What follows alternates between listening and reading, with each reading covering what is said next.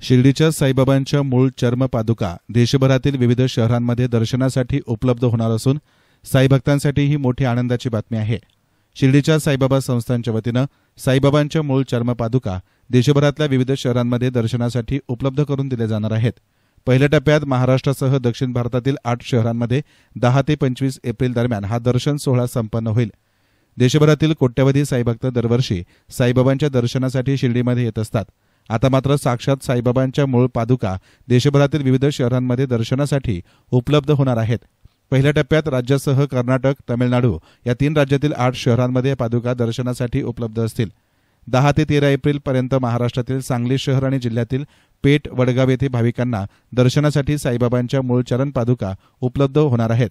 त्यानंतर 14 ते 18 एप्रिल पर्यंत कर्नाटक राज्यातील दावणगेरे, मल्लेश्वरम येथे 5 दिवस साईबाबांच्या पादुका भाविकांसाठी दर्शनास असतील। त्यानंतर 19 ते 25 एप्रिल पर्यंत तामिळनाडू राज्यातील सेलम, करूर, पुलियमपट्टी, धर्मापुरी येथे या पादुका भाविकांच्या दर्शनासाठी उपलब्ध असणार आहेत। 26 एप्रिल रोजी धर्मापुरी येथून साईबाबांच्या पादुका पुन्हा शिर्डीकडे रवाना होतील। असा तब्बल 2776 किलोमीटरचा या मूळ चर्म पादुकांचा दौरा असणार आहे। याबाबत साई संस्थानचे मुख्य कार्यकारी अधिकारी गोरक्ष गाडीलकर यांनी अधिक सांगितलं। श्री साईबाबांच्या दर्शनासाठी लाखो साईभक्त या ठिकाणी येत असतात, परंतु जे साईभक्त या ठिकाणी दर्शनासाठी येऊ शकत नाही अशा साईभक्तांची मागणी होती। त्या मागणीच्या अनुषंगाने त्याचप्रमाणे बाबांच्या कार्याचा प्रचार आणि प्रसार व्हावा म्हणून हा पादुका दर्शन सोहळा जो येतो आयोजित करण्यात आलेला आहे। 10 एप्रिल ते 25 एप्रिल या कालावधीमध्ये महाराष्ट्र, कर्नाटक आणि तामिळनाडू या 3 राज्यामधील 8 ठिकाणी जो आहे हा सोहळा जो आहे तो आयोजित केलेला आहे। त्या सोहळ्याची सर्व तयारी जी पूर्वतयारी झालेली आहे। जेथे जेथे हा सोहळा आहे त्या ठिकाणी संस्थांची टीम जाऊन पाहणी त्यांनी केलेली। त्याचप्रमाणे जी आयोजन समिती जी आहे त्यांना सुद्धा या ठिकाणी बोलवलेलं होतं, त्यांची बी मीटिंग झाली, त्यांना सुद्धा सूचना ज्या आहेत त्या देण्यात आलेल्या आहेत। संस्थांचे जे कर्मचारी अधिकारी सोबत जाणार आहे त्यांच्यासाठीची सुद्धा नियमावली जी ती तयार करण्यात आलेली आहे। आणि ज्या ठिकाणी पादुका दर्शन सोहळा होणार आहे त्या ठिकाणची दर्शन व्यवस्था कशी राहणार आहे, क्यू मॅनेजमेंट कशी राहणार आहे, त्या ठिकाणी कोणते कार्यक्रम होणार आहे, पादुका मिरवणूक त्या ठिकाणी होईल तर त्यासाठीच्या सर्व परवानग्या, सुरक्षेची सर्व व्यवस्था जी आहे ती करण्यासाठीच्या सूचना दिलेल्या आहेत। आणि सोहळ्याच्या अगोदर एक 3-4 दिवस पुन्हा एकदा संस्थांचे अधिकारी त्या ठिकाणी जातील आणि त्या ठिकाणच्या पूर्वतयारीचा आढावा, त्याचप्रमाणे सर्व परवानग्या घेतल्या आहेत का नाही याची पाहणी करतील आणि त्यानंतर पादुका दर्शन सोहळा त्या ठिकाणी होईल। 10 एप्रिलला जे आहे ते सांगलीपासून हा सोहळा सुरू होईल।